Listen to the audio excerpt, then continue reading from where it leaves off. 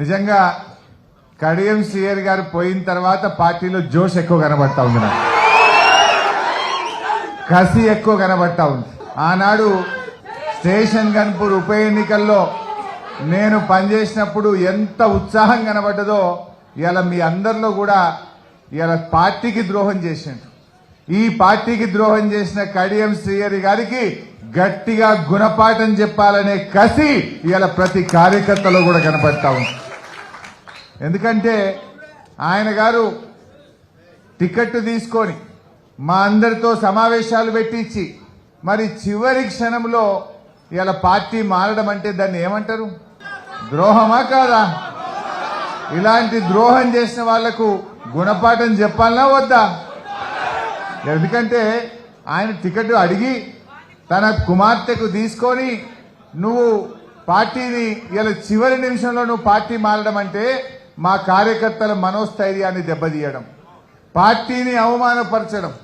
ఇట్లాంటి వాళ్లకు మరి పార్టీలో ఉండే ప్రతి కార్యకర్త కూడా సీరియస్ గా తీసుకొని తగిన గుణపాఠం చెప్పాల్సిన అవసరం ఉంది. శ్రీహరి గారికి ఏం తక్కువ చేసింది పార్టీ? నీకు ఉప ముఖ్యమంత్రిగా, ఎంపీగా, 2 సార్లు ఎమ్మెల్సీగా, ఎమ్మెల్యేగా నీకు అవకాశం ఇచ్చింది. నిజానికి నువ్వు జీవితాంతం పార్టీకి రుణపడి ఉన్నా కూడా నువ్వు తక్కువే. ఎందుకంటే నీకు అన్ని అవకాశాలు ఇవాళ ఈ పార్టీ కల్పించి మిమ్మల్ని గౌరవించింది ఈ పార్టీ.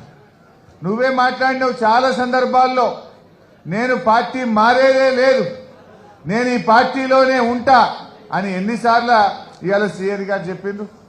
కొన్ని టీవీ ఇంటర్వ్యూలోనైతే అవసరమైతే రాజకీయాల నుంచి విరమించుకుంటే తప్ప నేను పార్టీ మారనని చెప్పినావు. మరి అలా ఎందుకు మారినవో సమాధానం చెప్పాల్సినటువంటి అవసరం ఇవాళ శ్రీహరి గారి మీద ఉంది.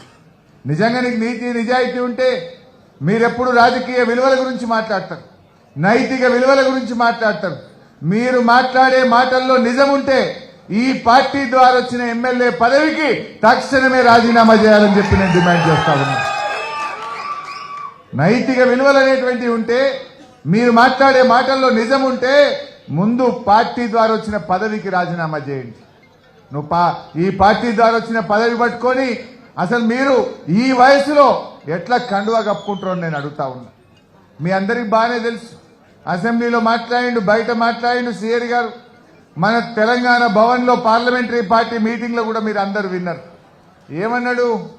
రేవంత్ రెడ్డి గారు సెక్రటరియట్ లో లంకె బిందెలు లేవంటుండు. లంకె బిందెలు సెక్రటరియట్లు ఉంటాయా, యాడుంటాయా అన్నాడు. లంకె బిందెలు ఎవరు ఎత్తుకుతారు అన్నాడు.